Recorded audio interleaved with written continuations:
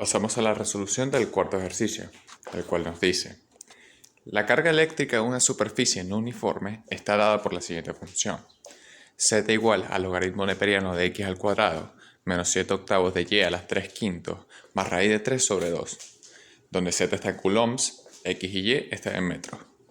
A partir del punto 3, 5, 6.17 determinar en qué dirección aumenta más rápido la carga eléctrica y cuál es la tasa de crecimiento en esa dirección. Pasamos a la resolución de este ejercicio. En él se nos muestra la función f de xy igual a 6 logaritmo neperiano al cuadrado de x menos 7 octavos de y a la 3 quintos más raíz de 3 sobre 2. Y se nos pide que en el punto 3, 5, 6.17 hallar la dirección en la que el incremento de la carga eléctrica, que es la variable dependiente, sea máxima y la magnitud de ese crecimiento, en ese sentido. Ahora, antes de pasar a la solución como tal, debemos hablar un poco de cómo haremos para hallar ese incremento máximo. Veamos la figura que tenemos aquí. Esta es una superficie S, cualquiera, ¿ok? En la que agarré un punto P determinado. Ahora, hasta el momento hemos visto cómo derivar parcialmente una función. Es decir, podemos determinar la razón de cambio de la variable dependiente con respecto a una de las variables independientes. Pero solamente una. ¿Okay? La definición sigue siendo la misma, la pendiente de la recta tangente a la curva en un punto determinado. Sin embargo, hasta el momento solo hemos podido ver cuáles son esas rectas tangentes cuando una de las variables independientes permanece constante y la otra como variable. Es decir, si yo aquí en el punto, si yo calculo la derivada parcial con respecto a x, yo voy a obtener una recta tangente en la que veo cómo varía z con respecto a x, mientras que y permanece constante.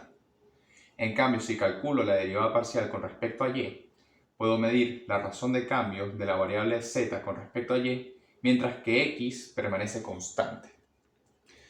Sin embargo, para este ejercicio, esta derivada parcial no nos sirve, o al menos no como la tenemos concebida hasta el momento. Tenemos que hallar otra herramienta que nos permita hallar el incremento máximo de la variable z con respecto a las dos variables independientes. ¿Y esa herramienta cuál es? La derivada direccional. Supongamos que tenemos otro punto Q y en ese punto Q esa es la dirección en la que se da el incremento máximo de la superficie. Ahora, si nosotros proyectamos ambos puntos sobre el plano XY, tendríamos este vector. Ahora, a mí me interesa encontrar este vector porque es el que me indicará cuál es la dirección en la que el incremento de la variable z será máxima. ¿Cómo hallo ese vector? Pues bueno, utilizando la fórmula de la derivada direccional, que es esta que he anotado aquí. Derivada direccional de f de xy es igual a nabla de f de xy por u. Cuando escribo nabla de f de xy me estoy refiriendo al gradiente. Para aquel que no recuerde cómo se calcula el gradiente, es esta fórmula de acá. La derivada parcial con respecto a x de f, y esa sería la componente en y, más la derivada parcial con respecto a y de f, y esa sería la componente en j. Entonces, este vector gradiente se multiplica por el vector unitario y ya tendríamos finalmente la derivada direccional, que es lo que nos interesa. Ahora, vamos a calcular estas derivadas parciales para llegar al vector gradiente. Primero derivo parcialmente con respecto a x. Como vemos aquí, observamos la función original y el único término que tiene x es 6 logaritmo neperiano de x al cuadrado, por lo que el resto de términos actúan como constantes. 6 logaritmo neperiano al cuadrado de x, si lo escribimos de nuevo de esta forma, es lo mismo, pero si lo escribo de esta forma, se podrá ver mejor que hay que aplicar regla de la cadena.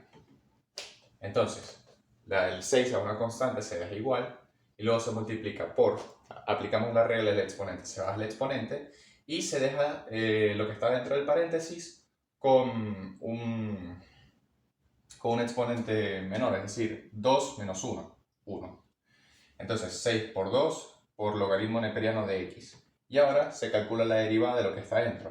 La derivada del logaritmo neperiano está apareciendo en este momento en pantalla, que sería la derivada de lo que está dentro de este paréntesis morado sobre lo que está dentro del paréntesis morado. La derivada de x, 1. Entonces sería 1 sobre x. Al realizar las multiplicaciones, 6 por 2 es 12 y el resto queda igual. Ya tenemos la parcial con respecto a x de f.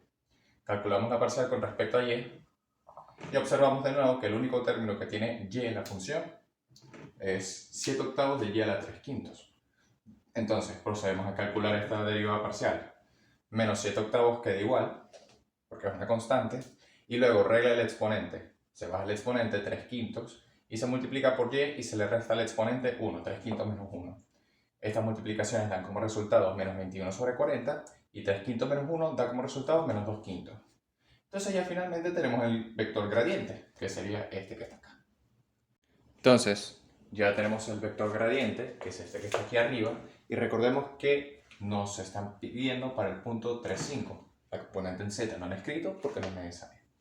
Entonces, aquí en la expresión que obtuvimos vamos a sustituir x por 3 y y por 5. Lo hacemos aquí, lo que está aquí abajo, y como vemos aquí 2 entre 3 es 4. Entonces, esto que está aquí se puede escribir 4. 4 por el logaritmo neperiano de 3. Y el resto queda igual, menos 21 sobre 40 por 5 a la 2 quintos j. Ahora, este es el vector gradiente de forma exacta. Lo podemos dejar así. Sin embargo, de esta forma se nos complicará realizar los cálculos posteriores. Así que procedemos, yo lo coloqué de forma decimal y me quedó 4.3944i menos 0.2758j. Y este es el vector gradiente con el que estaré trabajando. Ya escribí el vector gradiente en la parte superior y ya esta es la dirección. Sin embargo, la quiero expresar como vector unitario. Recordemos que el vector unitario se da por la división del vector en sí, las componentes del vector, entre la norma del vector. Entonces, voy a proceder a calcular la norma de este vector. Aquí, habla de f de 3,5. La magnitud sería la raíz de la suma de sus componentes al cuadrado. Que es esto que está aquí. Me queda 19.3107 más 0.0761. Eso da como resultado raíz de 19.3868, que es aproximadamente 4.403. Entonces, ya con la norma, divido la componente de cada componente del vector entre la norma. Y me da como resultado u igual a 0.998 y menos 0.0626j. Y ya esta sería la dirección en la que se da el crecimiento máximo de la variable dependiente expresada como un vector unitario. Ya con el vector unitario, lo único que nos haría falta es decir cuál es la magnitud del crecimiento en ese sentido. Para ello, debemos fijarnos que la derivada direccional máxima es la magnitud del vector gradiente. Pero la magnitud del vector gradiente ya lo habíamos calculado para obtener el vector unitario. Ya habíamos dicho que era 4.403. Entonces, la derivada direccional máxima va a ser igual a 4.403 coulombs, que es la unidad que nos planteó el ejercicio. Entonces ya esta sería finalmente la respuesta de la magnitud del crecimiento y con ello ya estaría resuelto el ejercicio.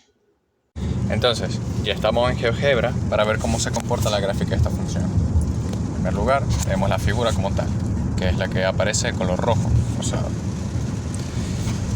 A partir de allí, el punto a partir del cual calculamos el gradiente es el punto A, que es el que está apareciendo en este momento. El punto B sería su proyección en el plano XZ. Ya con los valores del gradiente y de la derivada direccional, el punto C sería el gradiente en el punto 3,5, que es el que aparece aquí. y su vector unitario sería el punto D. Como se puede apreciar, ambos puntos apuntan en la misma dirección.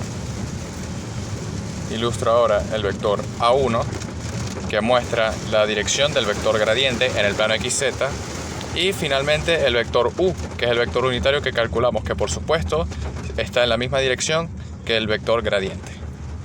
Entonces, este sería el comportamiento de la función. Hacia ese sentido es que se da la tasa de crecimiento máxima de la variable dependiente en coulombs. Espero que hayan disfrutado del video. Ahora pasamos a la resolución del quinto ejercicio. Muchas gracias.